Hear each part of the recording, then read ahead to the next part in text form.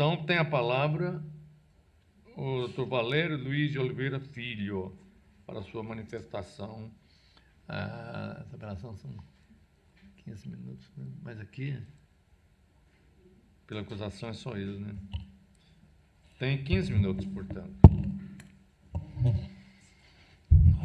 Cumprimento os excelentíssimos desembargadores, cumprimento minha família que está presente, meus alunos da Universidade Salgado de Oliveira, também presentes aqui nessa sessão.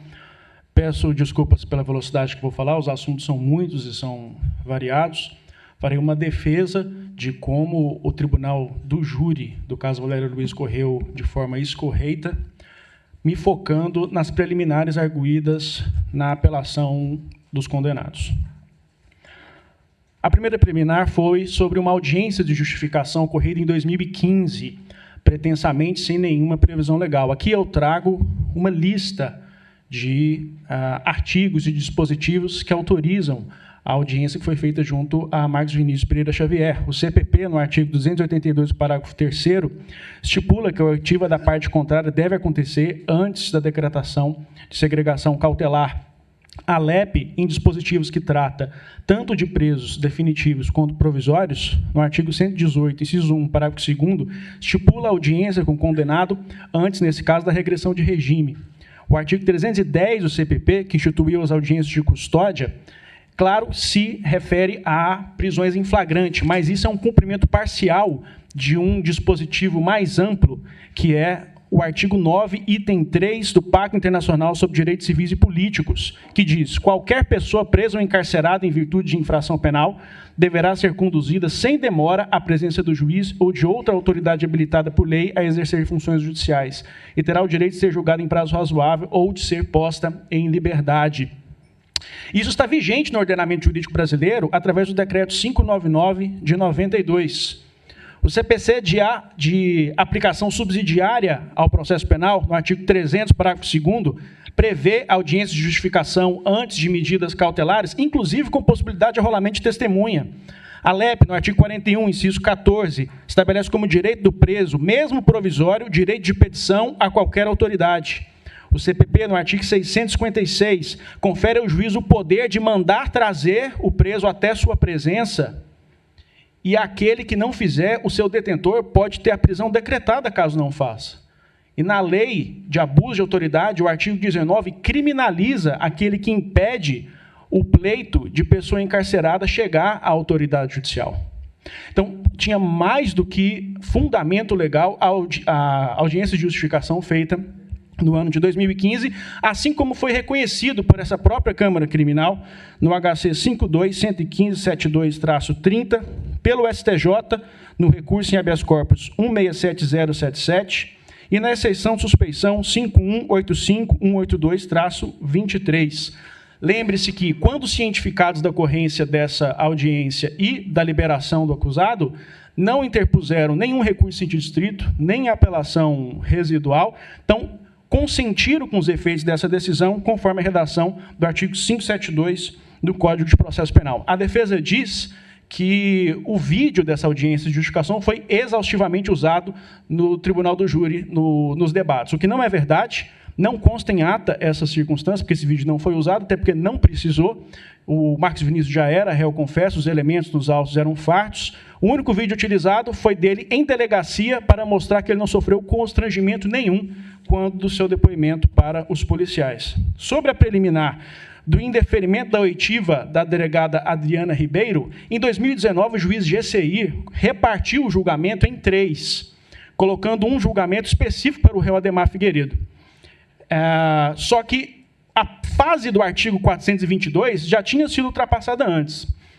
Tinha sido marcado um julgamento em 2018, em 2019 o Dr. GCI resolveu desmembrar o julgamento, o próprio Dr. GCI revogou essa decisão e ficou valendo o rol original, onde não constava a doutora Adriana Ribeiro, que queriam muito que fosse lá depor para que fosse constrangida perante os jurados, tanto que nas peças de apelação é acusada de toda espécie de crimes, de fraude processual, de falsidade ideológica, de prevaricação, levianamente, claro, sem prova nenhuma. Sobre a preliminar de juntada de documentos, Meu avô, Manuel de Oliveira, que não está mais entre nós, teve 11 filhos. Meu pai era o mais velho, Mateus Oliveira, o mais novo, que é mais novo que eu, inclusive. E dependente químico, tem problemas com drogas, já foi internado. Essa circunstância foi instrumentalizada pela defesa desde 2013, desde as suas respostas à acusação, onde reiteradamente juntam documentos relativos ao Mateus que não tem nenhuma relação com o caso. E lá nas respostas à acusação, em 2013, essas juntadas já foram indeferidas pelo Dr. Antônio Fernandes, na época. Sobre o indeferimento dessas juntadas, novamente, nenhum recurso em sentido estrito, nenhuma correição parcial, não houve nenhuma impugnação. Esse assunto, portanto, transitou em julgado com a pronúncia. Nas vésperas do julgamento, tentam novamente fazer essas juntadas, em desobediência ao que já havia sido decidido. O doutor Lorival apenas indeferiu, reiterando aquilo que já tinha sido decidido no processo, e no evento 721, inclusive, colocaram uma extensa lista de documentos e documentos relativos ao Mateus no entremeio ali, como que para passar despercebido, né? Foi indeferido, mesmo assim, nas suas sustentações orais no tribunal do júri, toda a sustentação oral consistiu em referências ao Mateus Oliveira, em ofensa ao artigo 479 do CPP, que veda referência a elementos extra-autos, e em ofensa ao artigo 474-A do CPP, porque feito isso gratuitamente para revitimizar quem morreu e estigmatizar a família da vítima perante os jurados, trazendo gratuitamente o tema das drogas. Sobre o sorteio dos jurados.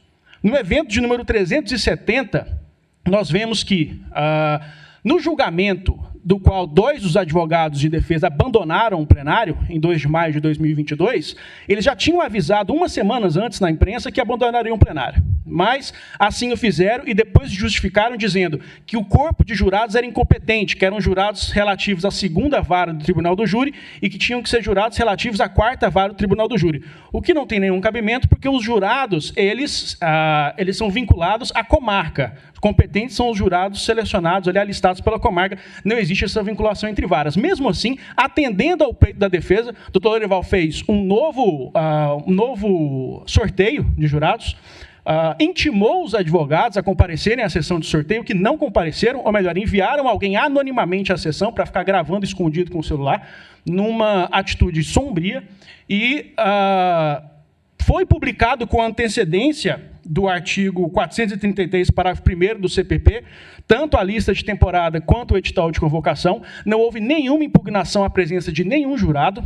Na sessão plenária, não houve a recusa motivada por impedimento ou suspensão de nenhum jurado.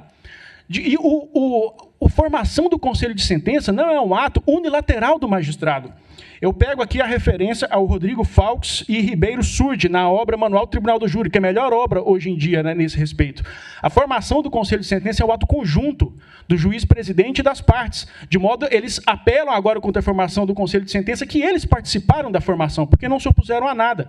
Não por acaso, o enunciado 7, edição 78 do STJ, diz que é necessário impugnação em ata, sob pena de preclusão, qualquer suposta irregularidade quanto à formação do conselho de sentença e dos jurados. E não há impugnação em ata nesse sentido. Sobre a preliminar do pendrive do Figueiredo, trata-se de uma prova que incrimina o réu, ao invés de ser uma prova favorável à defesa, porque era um pendrive com imagens picotadas, onde foi retirado o período de meio-dia a 3 da tarde, que é justamente o período onde o crime ocorreu.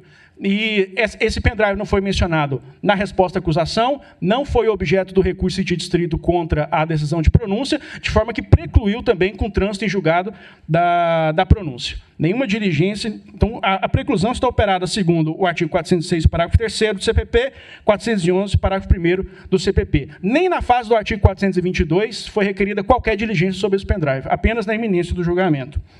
Sobre a separação dos julgamentos. Aqui houve um franco equívoco da defesa, porque disseram que o doutor Lorival remembrou o julgamento que havia sido separado pelo doutor Gesseir Coelho Alcântara, o que não é verdade. Em 2019, o doutor Gesseir Coelho Alcântara desmembrou o julgamento em 3, o Ministério Público emitiu um parecer contrário e ele voltou atrás na sua decisão, dizendo, razão, assiste ao Ministério Público e tudo, e remembrou o julgamento e deixou ele sem dia para acontecer. Foi, inclusive, aquela situação um pouco estranha, que ele dizia que não havia condições de realizar o julgamento, o presidente do tribunal dizia que tinha condições, eu mesmo não sabia o que fazer naquela circunstância.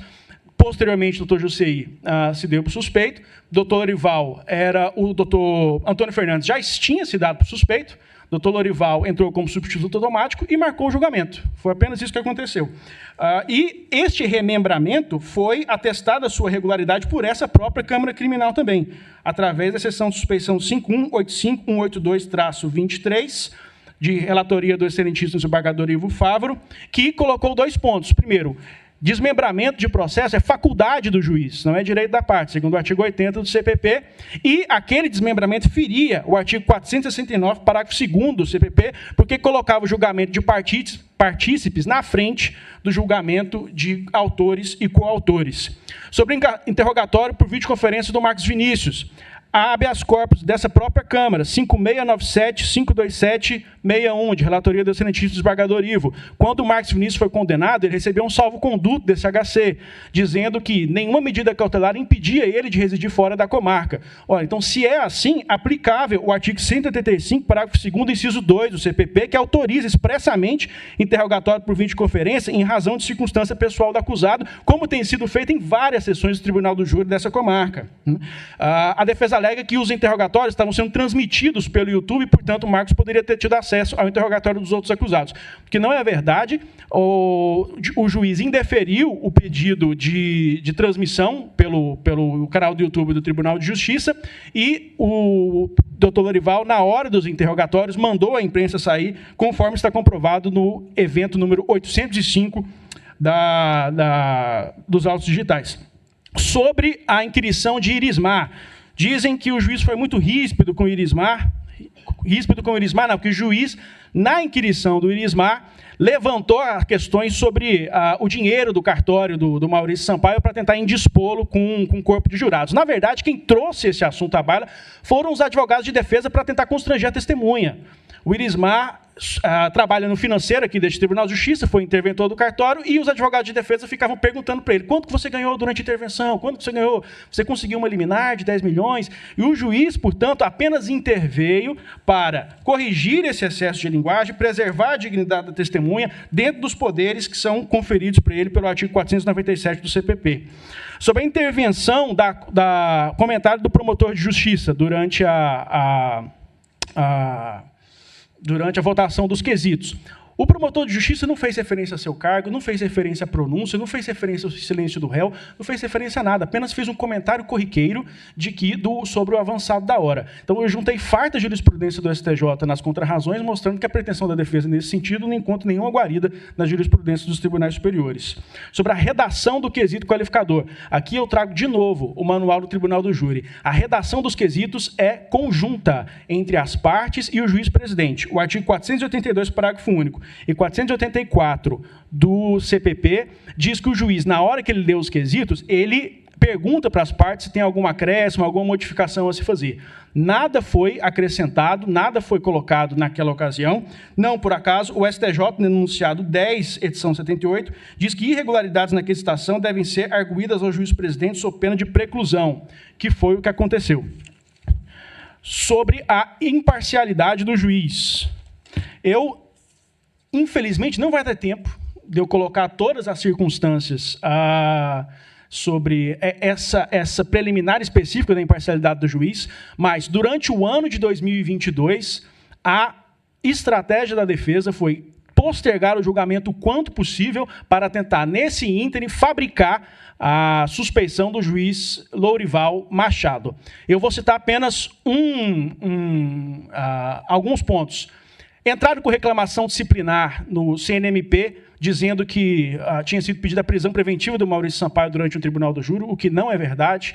Entraram com uma exceção de suspeição nessa Câmara, acusando o juiz de ter escritório de advocacia, houve uma matéria jornalística no Mais Goiás, que tem milhões de seguidores, onde o próprio réu chama o juiz de desqualificado, diz que ele se acha. Então, eu não vejo exemplo mais límpido do artigo 256 do CPP, que é a parte de tentar provocar, injuriando o juiz, tentando fabricar alguma causa de suspeição. Por fim, a materialidade e a autoria está extensivamente comprovada nos autos, como foi reconhecido pelo Conselho de Sentença. Peço a condenação de todos eles, a manutenção da decisão soberana dos jurados.